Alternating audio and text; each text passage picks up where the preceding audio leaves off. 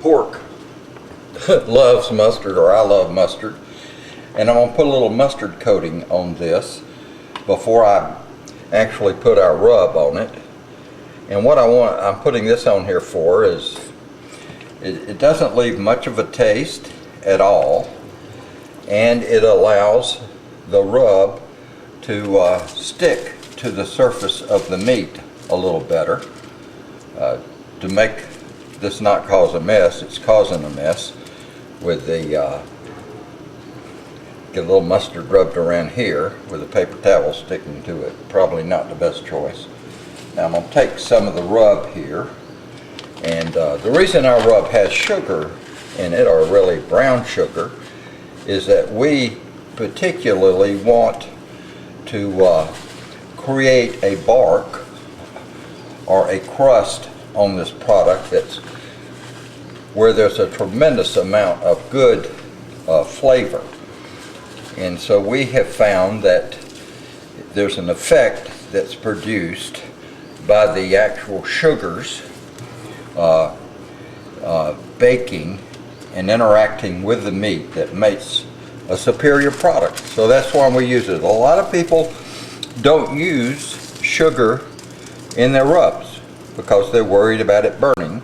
Well, that's sort of what you want. That's where a tremendous amount of flavor comes from.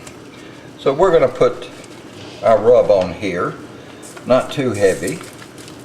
Well, maybe as heavy. I'm going to empty the whole pack here and make sure that it's covered well. Now the next thing I'm going to do with this is to take it out and actually put it on the grill so that we can start cooking it. The process is going to be, we're going to cook it about 5 hours on a pellet grill at 225 until the internal temperature. It's more important the internal temperature get to 160 degrees than the amount of time I cook it.